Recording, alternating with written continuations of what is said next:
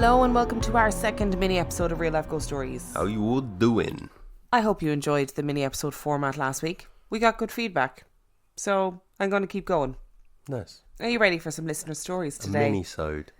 A mini-sode. I feel like I'm directly stealing that from My Favourite Murder if I say mini-sode, so I'm not going to do that. That's probably not where I heard it though. But anyway.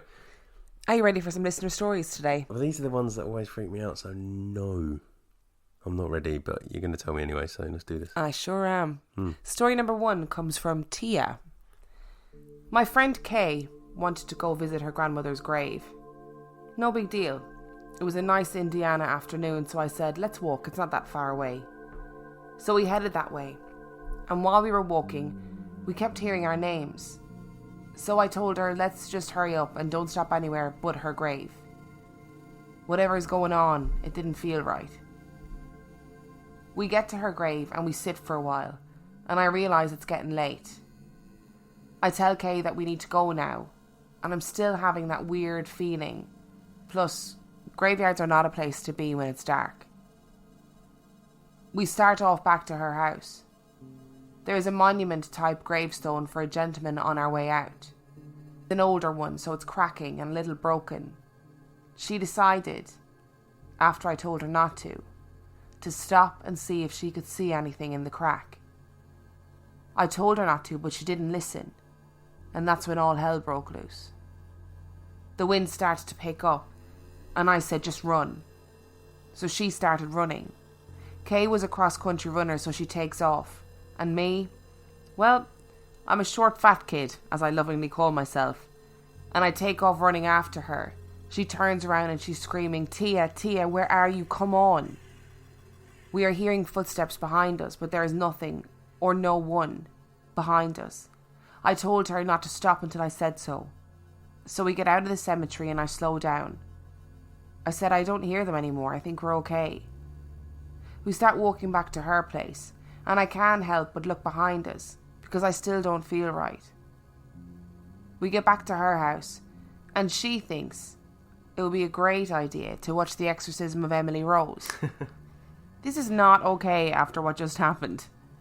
She doesn't listen, obviously. She's a 2-year-old daughter, and her daughter is obsessed with everything Elmo and Dora the Explorer. But the toys start going off randomly during the movie. She had a Tickle Me Elmo chair that laughed and shook when you sat in it, and it randomly started shaking and laughing by itself.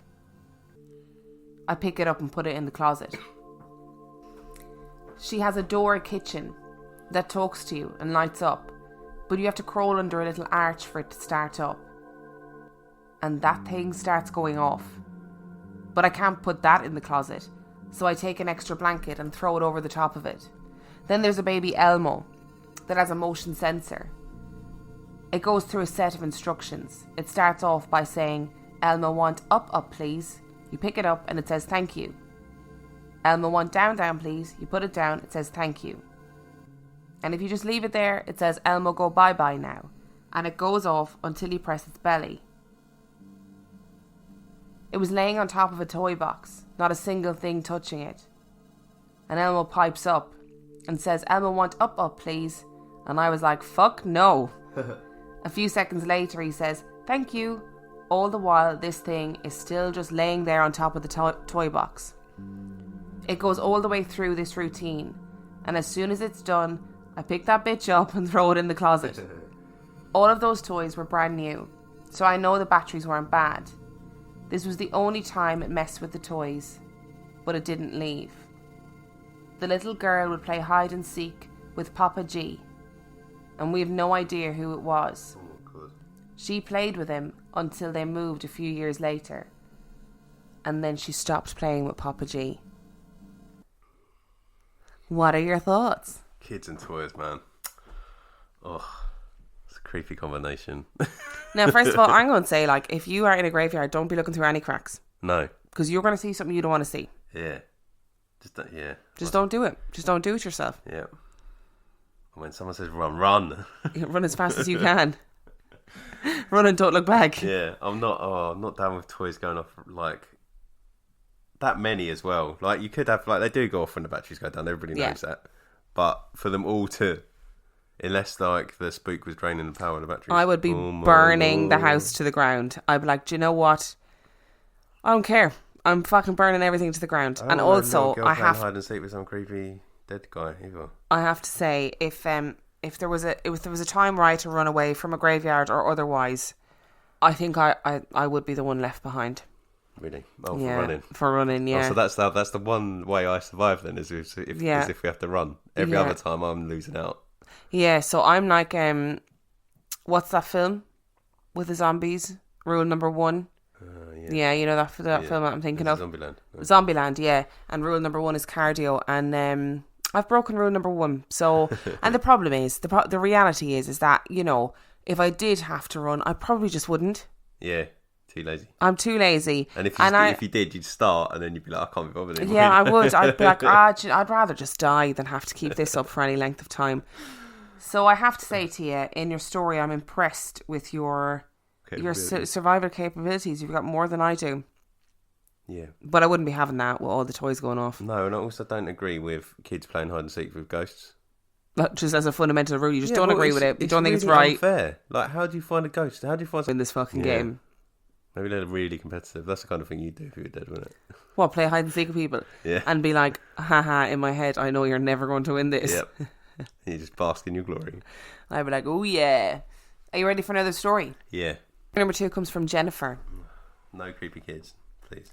Let me preface this by saying that this is not my story. It is my sister-in-law's friend, and for the sake of her privacy, we will call her Brit.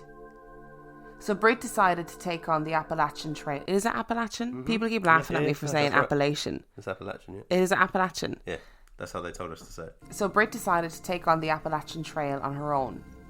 Mind you, she's a young woman hiking and camping alone on this trip. Props for being an independent woman, but that shit is bonkers. I'm not sure how far or how long she hiked the trail for, but it was long enough to have camped in a tent for several nights. Being that this was back before smartphones were popular, she brought along a disposable camera to take pictures along the way back.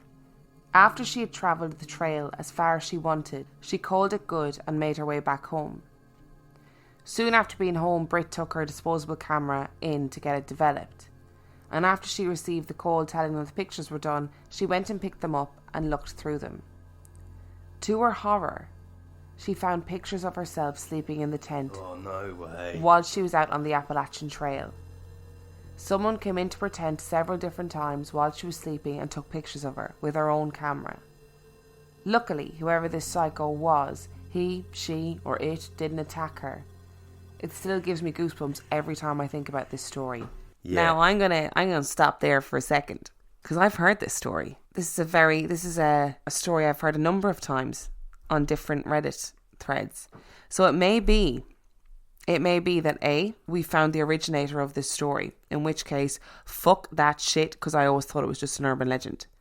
Or it may be that B, your sister-in-law's friend passed it off as a story of their own. But either way, regardless of the origins of the story and whether or not it is true, false, or an urban legend, I fucking hate this story. Yeah. I hate everything about it. It's so simple as well. Those ones are the best, are the ones that are really simple because it's like there's no big detail, there's no kind of elaborateness to it. It's just, can you imagine? I would die. It would probably be me taking photos of you, though, wouldn't it? Why would you be taking photos of me when I was sleeping while I was hiking on my own in the Appalachian maybe you trails? Weren't alone. Maybe I was following you.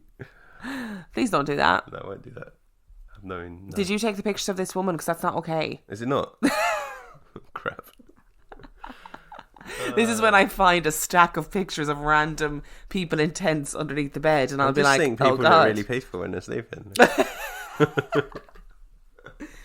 I hate that story. Yeah, so do I. Because it's that invasion of privacy, and it's the unknown invasion as well. It's not like, because I think in some ways that's more terrifying than waking up and finding someone in your room. Yeah, I think it's worse to know that somebody has been there and you never knew, and you didn't get that, oh, I felt like somebody was watching me or anything. You just were milling about your daily life. Sometimes I think that about stalkers. Right, you could have a stalker and not even know you have a stalker. How freaky is that? Yeah, that's really scary. Like, you could have a stalker right now. Bim. Bim does not count as a stalker, even though she actually is a stalker, which doesn't count as one because we can see her. We know she's there. But like any of us could have a stalker right now, and that is really freaky. Yeah, thanks for bringing that up. Just gonna put just sweet dreams, everybody. Are you ready for one more story? Yeah, I'm a bit fragile, but we'll go for it. Story number 3 comes from James, and James's handle is @YourBuddySpooky. Just so you know. Ooh. A few things to understand first. I'm the eldest of 10 kids, and my mother is the eldest of 16 kids. This takes place in my grandmother's house in Newark about 20 years ago. The city of Newark, having been settled since the mid-1600s, is a mix of newer homes and much older homes. Most Americans are familiar with the Newark riots, which tore apart the city in the late 1960s and were contained to the downtown area. The older homes are almost all in the area just north of the downtown area known as the North Ward, and contained in the North Ward is the Forest Hills neighbourhood. Whereas most of the North Ward had its homes either outright demolished or converted into multiple family homes, the Forest Hills neighbourhood is almost entirely the same now as it was in the middle of the 19th century. The homes that stand here have stood and seen generations of Newarkers come and go. Any one of them has more history in it than most homes have seen in 10 lifetimes. Among these, toward the northern end of the neighbourhood, is the Tiffany Mansion, which was to have been a gift from Louis Tiffany, cousin to the head of Tiffany and Company, to his bride, and is covered in priceless Tiffany glasswork from top to bottom. My grandparents purchased this just before they had their youngest child in 1980, 2 years before I was born. The 3 stories end in a flat roof, unique for the area, and cathedral ceilings on all levels save the basement, where the ceilings are only 8 feet high. The first 2 floors were largely open and had rooms which connected to one another, but the 3rd floor had been walled off as servants' quarters and in the intervening years used as apartments. It was one of the first homes in the neighbourhood wired for electricity and gas. The sun struggled to find its way into many parts of the house. Sound, too, travelled slowly, and even yelling at the top of one's lungs, one would struggle to make their presence known to folks in adjoining rooms. As our family grew, my mother and her siblings started moving back to the neighbourhood, and by 1999, my immediate family lived about 1 block away, with 3 aunts and their families living in their own homes within 2 blocks distance from my grandparents' home. In the week between Christmas and New Year's, my mother had caused to send me over to my grandparents' house to pick up some random item. The home was always open, and someone was always home to receive guests, or to hang out, or talk. Since she sold it in 2005, all of us have at one point or another made it one of our win the lottery wishes to buy back the house and live in it again. Even when it was just my grandparents and their 2 youngest children living there, the home felt warm and open and lived in. Except for that night. As I walked up to the house, the lights were all on in the areas one would expect them to be on, and at least one TV was on as well. Walking into the back door meant stepping into a small hallway. Going straight would mean going down to the basement. Making a left would mean going into the kitchen. It was possible at one point to turn right and head into the main portion of the house, but this corner hallway was closed off in favour of a small half bathroom. I stepped into the kitchen and saw that the TV was off, and no one was in the several rooms of the kitchen. I started moving around the first floor and found that while the lights were on, for once no one appeared to be home. What kept me from turning around and heading home was a pitter-patter that I kept hearing from room to room. The sound came from the ceiling, so I assumed someone was upstairs, and the thick wood was absorbing the bulk of the sound. I should mention here that they had 2 cats, but both were on the first floor. One had wandered around me, and another had poked his head up at me when I came wandering into the living room. I called out and looked around the first floor a few times, but finding no one, I decided to check the basement, as it was a full finished basement and people tended to hang out down there from time to time, listening to music, playing on the computer, reading and so on. So I proceeded upstairs and headed to the 2nd floor and started looking through each room for the sound. These bedrooms had been apartments, and they were massive enough that poking one's head in would not be enough to check. You'd have to step into the room and look around. The pitter-patter from before was now coming from the 3rd floor. Whoa. Louder than it had been when I'd heard it before. And the door to that level was closed. Having effectively cleared the entire house save the 3rd floor, I figured there was an off chance that someone might be upstairs. At least one of my aunts lived up there throughout the 25 years my grandparents owned the home. And while some family events called for gathering elsewhere, not everyone wanted to tag along or was able to due to work schedules, so it stood to reason someone was probably up there. The whole light for that level was out, which meant that if someone was up there, they were probably staying put in one room and had not bothered to turn the whole light on when they'd gone up during daylight hours. I started moving up to the door and reached out for the wooden handle and was about to give it a slight turn, ready to open the door a crack. The solid black finish wooden door and door handle had never seemed imposing at all, not before and not since, but it was almost begging to be left alone. In the same instant that my mind forced my fearful hand to grab the handle, a hefty, tumultuous stomping started racing across the upper floor towards the stairway. The stillness and silence being smashed and broken so completely and suddenly shocked me for a moment, but my body took that moment to immediately slam the door shut again and flee the building. I didn't look back. I didn't stop until I got to the street corner.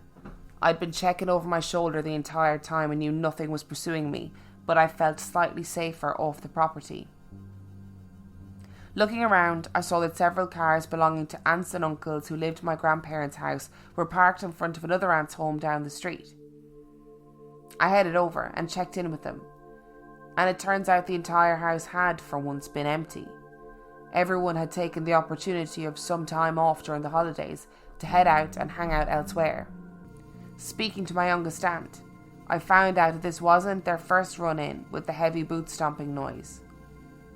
My family had been theorising for a while that this gentleman, along with the spirit of a young boy, had been haunting the home for quite some time, and had made themselves known to the family many times in the past. They were likely prior residents of the home, from when it had been carved up and used as a flop house in the preceding century. Still, ever afterwards, until my grandparents sold the house in 2005, I made it my business to stay downstairs at night. I hope that you enjoyed this, and I really hope you can use it on your show. And if you do, please credit Spooky. And my Twitter handle is @YourBuddySpooky. Thanks, Spooky. I'm horrified. Imagine you're just about to open the door and this fucking stomping comes running at you. Yeah, I experience that quite a lot when I come back from work, from BIMS. She doesn't really stomp. Well, she does stomp a bit. She does stomp a little bit. She's a bit of a stomper. And yowling for food. Yeah, no, it's scary thoughts. How cool though that your family owned the Tiffany mansion at some point. That's cool. That's mental. Yeah. I can't even imagine how, like, what that would be like on the inside. Well, I know he described it really well, and thank you. But I can't imagine what. No. And then it to be split up into apartments. That's just mad. And then coming in and nobody, thinking everybody was there because the lights were on and there's nobody in this massive house. That must have been really freaking, and there was actually a legitimate reason for there not being anybody there. Yeah, that is just mad, isn't it? You already made that presumption that because the TV's like, you just, everything's on, you just think, oh yeah, there's people in there, and then you get in there and there's nobody there. I wonder, was there a point in this before the stomping where he was like, I'm getting a little bit freaked out now following this pitter patter. Oh, yeah, that's the worst bit. Yeah, I don't like that. No. Those little footsteps running around. Rats. I wasn't thinking rats. I was thinking like small children. Also rats. And I don't know if you can say that. I just did. You were on it with saying inappropriate things these last few episodes. I'm loving it. Last time? You said that strippers were the same as flashers. Yeah, no, I didn't. I just said the wrong word. Yes, That's you not did. what I said. You did. I said the wrong word. This time I actually meant that kids were rats or something, but that's not fair. So our 3 stories today, what did you think? Freaky. Don't like them. You're not meant to. I know, but... That's the trope at this stage. You're not meant to. That's why I'm looking forward to that UFO story coming through, because then I'll enjoy it and you won't. And I will be terrified. Yep. I'll probably get like too terrified and burst into tears, and then it won't be funny anymore. And then it'll be like, oh God, she's actually crying. I'm sorry. I didn't mean to. And we will bring you 3 more, or 2 more, or 4 more, who knows, spooky stories from our listeners next week. Bye now. Bye.